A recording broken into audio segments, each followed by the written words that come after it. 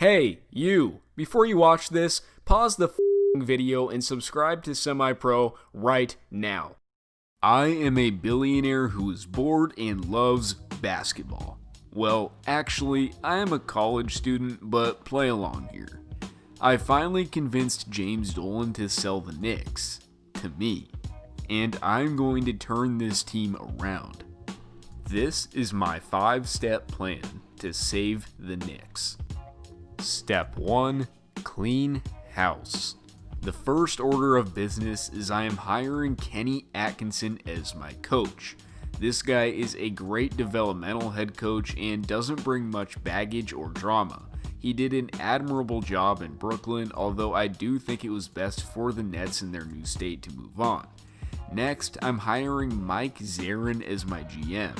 He has been in Boston for a long time as an assistant GM and has been a part of building some really good teams. Again, this is a no drama, no baggage guy who will step in and get the job done.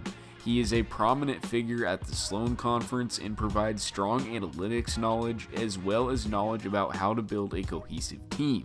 Minus the Kyrie Irving mistake, but hey, it was worth a shot. Now, current Knicks real-life GM Scott Perry hasn't done a bad job by any means considering what he's had to work with and has found a couple of late draft players, but it is time to wipe this slate clean. He just signed a contract extension though, so this isn't likely going to happen outside of my hypothetical rebuild. And lastly, I'm getting a new president, R.C. Buford. He left the Spurs to pursue new ventures after a glorious tenure there, but hey, I'm convincing him to come back to basketball. After all, how could you turn down the New York Knicks? I think this core just brings stability, something the Knicks have been needing for a long time. It isn't really fancy with the exception of the Buford hire, but you won't have any issues here. Step number 2 is to accept the failures. I am particularly talking about Dennis Smith Jr. here. He has not been impressive with the Knicks, and they were trying to make him a core piece. The potential is there, but I don't see a real star in him. He regressed a lot this season, shooting 34% from the field with just 5 points per game, and really struggles to stay healthy. It was a good experiment and a worthy piece to get back for Porzingis, but it just hasn't worked out. So I'm cutting the loss and moving on. The other two big ones are the Portis and Morris contracts. They have not lived up to them at all, and they probably never should have gotten them in the first place. And we are doing everything we can to ditch them, trading them for literally anything. It will be hard, but needs to be done at all costs. Randall can stay as he is a solid core piece and is young enough to live up to the money, but he needs to perform to remain a part of my core. Step number 3, I am acquiring a veteran star. Similar to the Thunder acquisition of Chris Paul, even if it is Chris Paul, we are getting a player that can be a veteran leader and establish culture. They don't have to be at the top of their game, just be a respected guy who is good for culture and morale. Notable candidates would include Derrick Rose, Chris Paul, DeMar DeRozan, and Paul Millsap. I'm not really looking for production here as much as I'm looking for a guy to be efficient and be a tone setter. Step number 4, build, build, build. Obviously, the Knicks are no longer a destination in free agency. We need to commit to a draft rebuild. I am not high on this year's class, so if I can't get either Wiseman, Edwards, or Patrick Williams, I trade the player for future picks. I know this might be frustrating to fans to have to wait even longer for another core piece, but I'm simply not messing this up. I'm not committing to a player that I have no faith in, so I am stockpiling the resources for a future draft. Regardless, the strategy here needs to be to stockpile picks and assets, in an attempt to build a cohesive core. I like RJ, but I am not quite ready to say let's build around RJ yet. The approach is going to be really safe.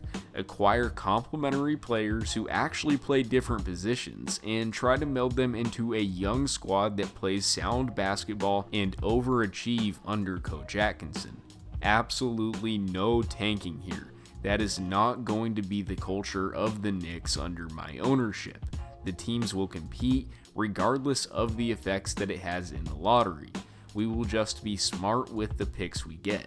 After all, we do have R.C. Buford. Step number 5, establish the star and do what needs to be done. Once we establish which of our players is going to become the alpha, we will adapt. We will never be rigid to any plan or roster. That's what makes great teams. They adapt. Once we find that guy, we will make the necessary moves with our roster in order to best complement their game while still keeping a cohesive core. This has been part of the Knicks' problem recently. They've been able to get a couple of star players in the past decade or so, but just haven't surrounded them with the right personnel. This is so important in building a true contender. The culture not only needs to be perfect, but it needs to be fluid on the court. For example, if the alpha is RJ Barrett, let's find him a dominant inside big man, a pure point guard, and some wing shooters. If it's Anthony Edwards, let's just get 4 pure shooters out there and let him do his thing. You need to recognize the focal point and take action to help it excel. So that is my plan to fix the Knicks. What would you guys do if you owned the team?